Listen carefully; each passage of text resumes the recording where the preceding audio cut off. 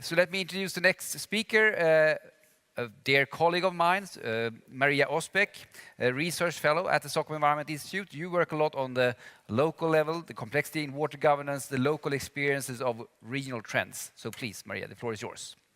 Thank you. And thanks to the organizer for allowing me to present here. And thanks to Jonas for a very interesting presentation. My presentation will build a little bit on what Jonas was presenting on global trends and global commitments, but focus on how that's translated at the local level. I will base my presentation on a project that we are working with in the Baltic Sea region. It's a bonus-funded project called Miracle. So you can imagine the expectations that we have. The project has 4 case studies in Germany, Latvia, Poland, and Sweden. And for the purpose of this presentation, I will focus on the work in Sweden. So water, as I think all of you agree, is a very dear resource to all of us. And water resources in the Baltic Sea region, as Jonas pointed out, are subjected to a number of regulations and conventions at international level and also at the EU level. And in many ways, they are the trendsetters for where the planet is heading. And by doing so, they also create leverage for businesses and governments to follow. But then the question is, how is that translated into sustainable actions at the local level? And to answer that question, or to share some insights from our project, I will take you to a river basin in southern Sweden called the River Helge Basin. So the River Helge Basin, similarly to many other basins in the world and in Europe and in Sweden, has undergone dramatic changes since the establishment of productive forest, agriculture, hydropower, that also provides the incentives for local economy. They have also changed the environment in the basin. And by doing so, and what's interesting, given the ability of nature to adapt, new ecosystems have been formed. And as we can see here, new pastures and meadows have been established as a result of the expansion of forest and agriculture in the River Helge. And I will come back to that. The key point in my presentation is the focus on local context and local realities, and to what extent we are building on local realities in formulating appropriate measures and actions to guide the transition to sustainable development. And as Jonas also mentioned, the Water Framework Directive, of course, is a directive that has huge implications in terms of the management of water resources. And this is not to frighten you with figures and numbers, but it's an important illustration because it points out that in order to achieve the goals in the Water Framework Directive, which has to do with good ecological and chemical status, the Water Authority in Sweden has identified the measures needed to achieve those goals. And if one translates that into economic figures, in the River Helge Basin alone, that amounts to 900 million Swedish crowns. So we are talking about a lot of money here. And if we then look at the list of measures, we also see that a lot of these measures are in fact targeting individual households and individual landowners. So I think the people here who have experience in the Water Framework Directive are also familiar with a lot of the political controversies in terms of how the division of responsibilities are negotiated between parties. But I would like to use this as an example to illustrate the controversy in terms of the high figures linked to the specific measures. And if we look at, for instance, the private sewage treatment plants, as has been identified as a very important area that needs to be addressed in Sweden. So if we go deeper into what does that mean? That means that private households are expected to upgrade their own private treatment plants. And if we take old Mona, 85 years old, living outside the city of Hässleholm in the river Helge basin, she is in fact expected to act as an engineer, being able to understand how to upgrade her own private sewage treatment plant, being able to identify the people to do so, and then also being able to maintain the functioning of her private sewage treatment plant. So now you're probably all upset, thinking that I'm questioning the need to address eutrophication. And that's really not the purpose of this presentation. I think we all agree that we need to shift towards a sustainable future. But the question is really how we do this and who are responsible. And as Jonas pointed out, people in our societies also have a right in terms of access to information and also a right in terms of formulating actions for change. And so coming back to old Mona, and struggling with upgrading her private sewage treatment plant. What if we instead think of new ways of reducing nutrient flows from private sewage treatment plant? What if we in fact think of how human waste can be used as a source to create and produce energy, and as a source to reuse the nutrients from our human waste and apply in agriculture fields around her house in Hässleholm. That innovation, and this is where the Agenda 2030 comes in, as an important instrument for allow for these type of new innovations where we're not thinking about single purpose measures, but we are thinking about multiple benefits linked to specific actions.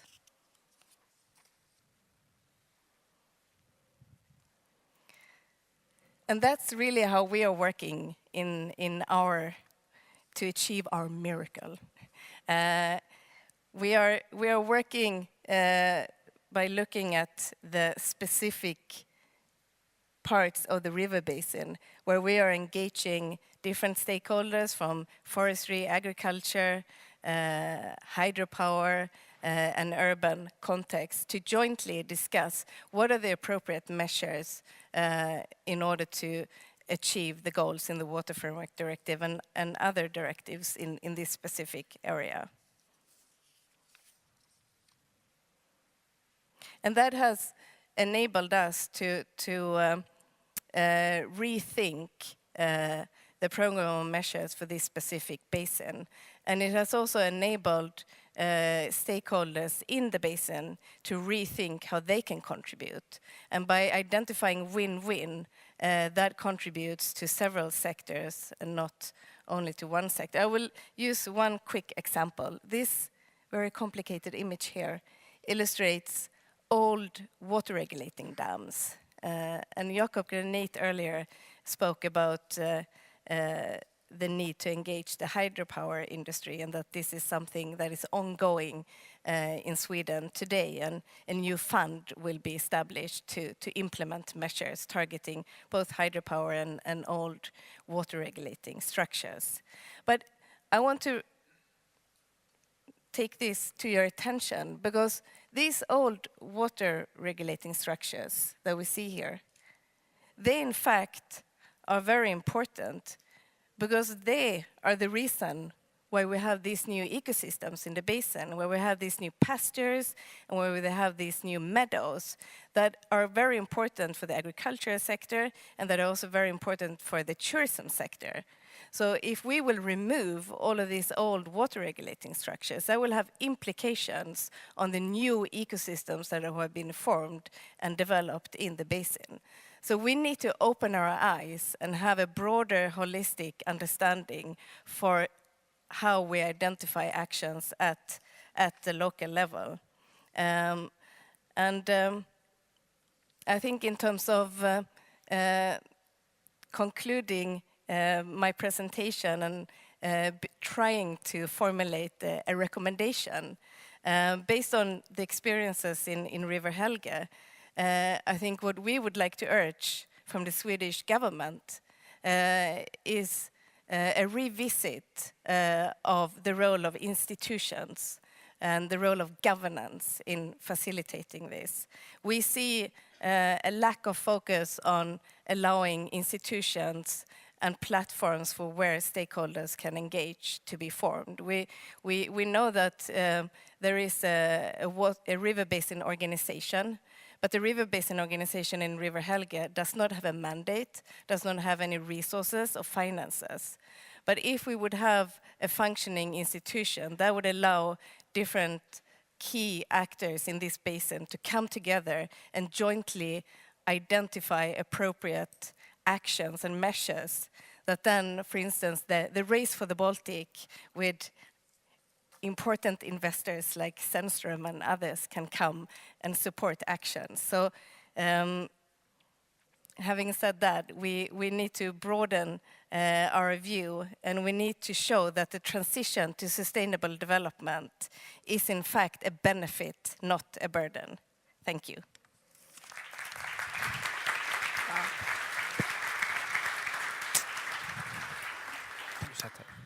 Sätt dig lite. Där. Tack. Jaha, tackar. Right. That works. Yes. Right. So, okay. Thanks again for joining us, and especially welcome to Nils Höglund, who here Yes. represents the coalition Clean Baltic. Yes. And I will soon give you sort of the floor to describe this organization a bit more in detail and its role. But first, just a short question. We've been hearing now sort of the legal structure. It's, what can we do? How can we move forward and all that?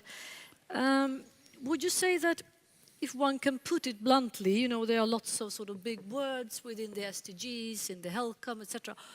Are they at all, the words in the convention and the legal structure, is it at all sort of adapted to a local level action plan? Or is there such a wide gap here that we need to do something about? Well, again, the legal frameworks look quite different, but I would say generally, in particular, the convention as such was drafted between states and essentially a document for states, among states. Nevertheless, a number of the measures that are set out, even in the convention themselves, more or less in detail, are such that you can use them, you can invoke them also in local settings.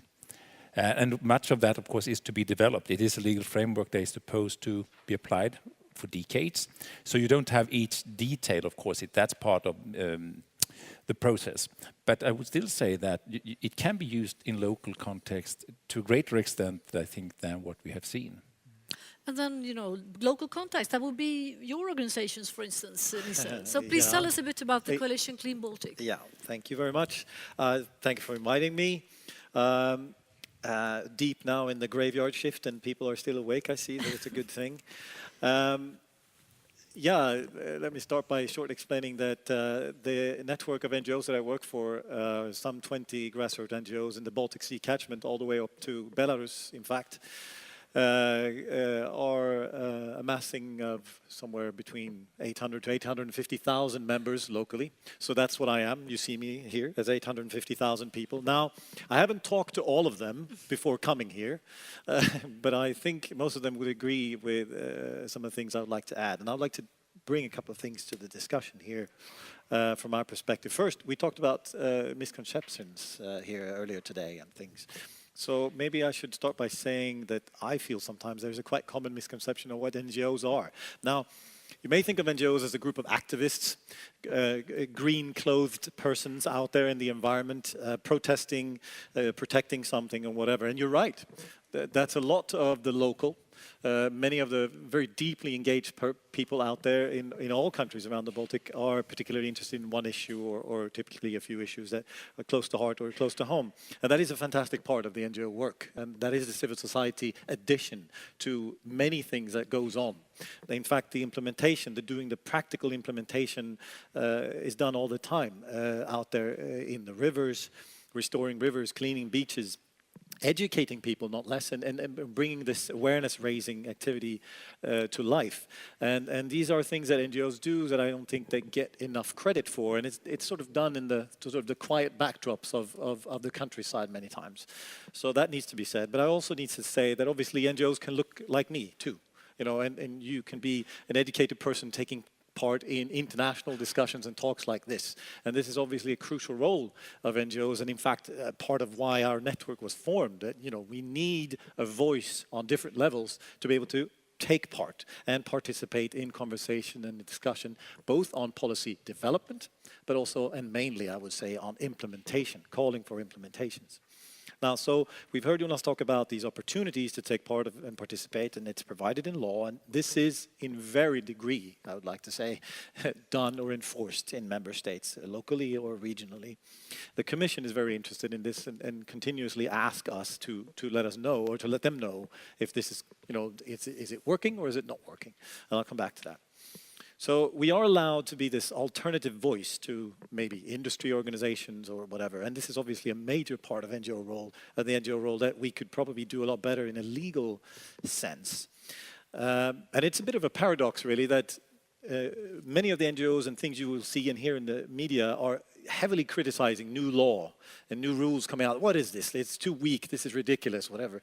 But the same NGO will turn around the next day once the decision is taken and be the most fearsome defender of that same criticized rule. And it's not more strange than we simply just expect rules to matter and words to matter. Implementation is what we're after. And we're not doing this, and this is I think part of the misconception. We're not doing this to score political points or likes on the internet. Thank you. We do this really because we care. I mean, meaning that we want to see action. We want to see effects in the environment. That's why we do this. Now, coming back to the participation. So there are a couple of problems, as I see it, with the participatory system that we have currently. And this, obviously, my own observation, but partly also based in things I have met and seen quite many years now. So there is a possibility, or the involvement or possibility of involvement in hearings, consultations, local, regional, or international. It's proliferating. It's becoming more and more and more. It's sort of almost becoming a tyranny that no one can keep track of all this. No one can take part in these invitations extended because we simply don't have the expertise, manpower, or will to engage in it sometimes. So it's a bit of a wheel that just keeps spinning faster. And that leads me to the second part, and it's sort of despite this seemingly, or perhaps because of this very more deeper possibility to participate, we see less and less importance given to it. It sort of becomes a box to check. You know, you have a project, not necessarily pointing to your project or anyone else's, but yeah, we need stakeholders. Where are the stakeholders? So that they need to call everyone in and say, yeah, we had stakeholder dialogue, and they check the box. But it doesn't mean anything if it goes beyond the word participation. I mean, it has to mean there has to be an effect of it. And what I think we see is that we don't even get feedback on extensive work and input that NGOs do, both nationally, I mean, regionally, locally, in the actual decisions or the processes, you know, taking place. And this is a risk, I see it. You know, this may, I have to say, generate the distrust of the system and the honesty of the system, or the honesty even of the people asking for your participation. So would you agree, Maria? Is this what you're experiencing within your project, or what about your views on the local participation? Yeah, I would like to point out the role of participation also building on what was discussed in earlier sessions today, where, for instance, Jakob Granit highlighted the need for horizontal participation and coordination between different directives and legislations. And I would also call for, in addition to the horizontal coordination, also a vertical coordination, because I think that's where we are currently missing out in terms of identifying appropriate actions and measures at the local level. We need to identify those based on the reality where they will be implemented. So it's both in terms of the horizontal as well as a vertical coordination. But what do you say, Jonas, about this? I mean, we have all these legal frameworks that ensure participation in this region, the fact that stakeholders should be consulted, they have rights and so on. But are they just, illusions? How do you ensure that actually it makes a difference to have them? I think first you have to say participation is not a panacea. It's not a universal cure, I think. And I think it's important to point out that participation must not be pro forma, that you participate with no possibility to influence the decision whatsoever, and then it can be somehow legitimized, and you were there. Having said that, one must also realize that participation does not mean that you have a veto. It's part of a discussion, but you should be taken seriously into account. So I don't think that it will do everything, but what I want to point out is that there is a good legal framework to claim participatory rights. Now, the examples that Maria gave go even further than the legal part, but I think it builds on the same notion about the usefulness of engaging members of the public in the implementation phase. But I would also like to stress, and I mean, I agree with what you say, and I can see that on the international level also, that you have a check, and that's for you to avoid. You should be there, and of course be responsible for what you do, but you may not be happy with the outcome, in particular because you have no voting right. You can speak there.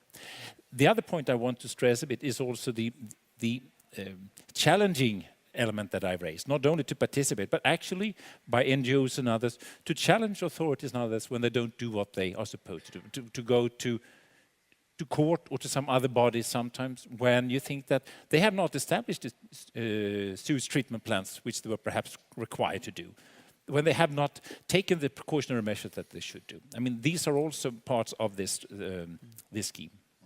Thank you. We would like to sort of, please, if you have questions here in the audience, or from the Twitter maybe? It's quite quiet on Twitter. Oh, quiet on Quiet Twitter. on quiet. Twitter. That's not Quiet possible. on Twitter. Wow. So if you have anything to say, You keep thinking please about join. questions, then we'll move on a bit. Yeah. Yes.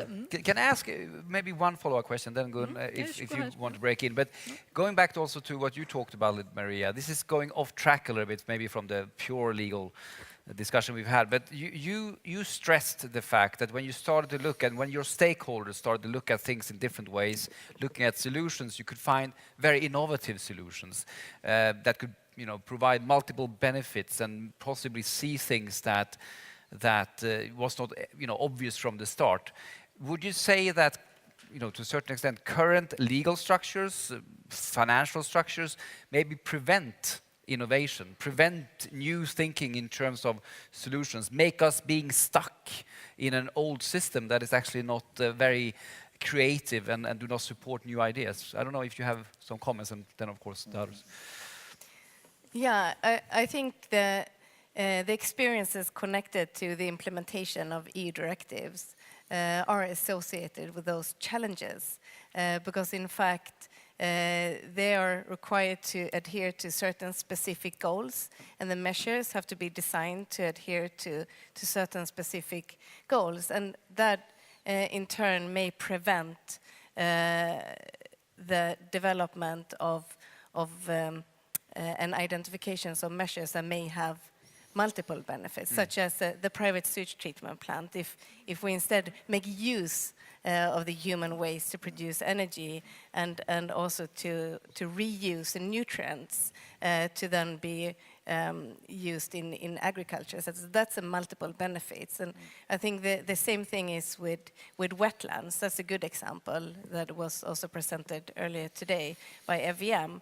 in terms of the multiple benefits connected to such a measure. And if a wetland is designed only to reduce nitrogen and phosphorus, then that will be the result. But if a wetland is constructed to reduce risk for floods, to create opportunities for biodiversity and implemented in areas for tourism development, that's when we can find these type of win-win solutions. So yes, I think the current system in some cases prevents the identification of such multiple benefits. Would you agree, Jonas? Oh yes, I think we can identify a lot of examples where law has these blocking effects also. I mean, sometimes the right to use chemicals can be very difficult to challenge from members of the public. And to take an example in this case, that we can see in many countries is that the notion of property rights by some are interpreted as a right to continue as you have always done. If you had a license to an activity and that is challenged, then these companies would claim compensation because they would not be able to continue. And I think there is a slow trend to understand that that cannot be the case. If you engage yourself in an activity that may have a negative impact on the environment, yes, you do investment, you need to know that your investments are protected to a certain extent, but it can never be the idea to have an eternal right. If you go into that business, you must know that you do that with awareness that in a couple of years you may have to change the conditions because the circumstances change. The environmental threat is different than it was 20 years ago. The population is different. There are new, better alternatives. So I think that is really a challenge to do that. You may even have to close it down after some decades. Most likely you have had payback already, so you can never insist on that. This is an example that I think you can find referred to quite often. Could I finally sort of link us back to the SDGs? Because I keep thinking, okay, now we have the SDGs as a new process. Is this just another process? Or how do we do this with your tools to actually make it happen? Or will it become a showcase, you know? Wow. if I may, I mean, I'm not going to too provocative and certainly don't want to kill everyone's positive spirit towards the SDGs, but it is quite sometimes painfully obvious that we move the goalpost instead of actually doing what we've already said we were supposed to do already. And I would say many times NGOs are the ones calling out on this. Saying again that I'm not opposing to these goals. They're fantastic communicated tools, and if people can buy into it, that's great. But we sometimes need to be boring and just say, but we have a Baltic Sea Action Plan, actually. And most of that stuff is already in there, and you already agreed to that. So let's just do that. Can we do that? You know, it's sometimes it's not as sexy as talking about the new stuff, 2030. Forget 2030. We first said 2021. Can we please implement that? So I would say it's a bit of a bittersweet thing with all these, but I totally think, and as also was pointed out by Johan earlier today, that they're not as high-flying as one could think. They're quite concrete sometimes, yes, and it's totally workable. The matter is how they are perceived, also administration legally. Okay, that is an instrument, but this is a law. Okay, I'll follow the law. The instrument is fine, or the vision is interesting, but this is a law. So that is a next step, I guess, and where we will see how they will be implemented sort of more legal terms or legally. Yeah. Maria. Well, I think that it depends on how you use Agenda 2030. As I said in my presentation, there is a possibility of using the Agenda 2030 to trigger the identification of these type of win-win solutions by moving away from single-purpose measures to use the 2030 to show that we need to identify actions that are contributing to sustainable development in the local context. And that's where I think the Agenda 2030 can contribute. Well, it's easy to be cynical. I'm not saying that you are the cynical, but it's easy to be cynical. Say, we have all these events, we have all these rules, we have all these policy documents, and they don't work. They have no impact. And it's easy to find a lot of examples of ministerial declarations that had no impact. There was a time when you thought that it was almost impossible for two environmental ministers to meet at an airport without adopting some kind of document. We have had these UN conferences every 10 years, in 72 in Stockholm, 92 that I mentioned in Rio, in Johannesburg. Some of these declarations no one remembers. They spend a lot of time drafting. The 1992 is different, the Stockholm one is different, and you never really know. But I think it is also important to maybe to remind and to highlight these issues in the public. And I think that the Sustainable Development Goals, again, they are not legal, but they could be used in different countries. They could push international organizations.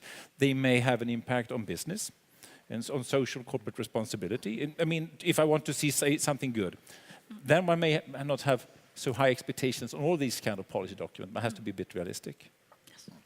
Thank you ever so much. A warm hand to our panels here. Yes.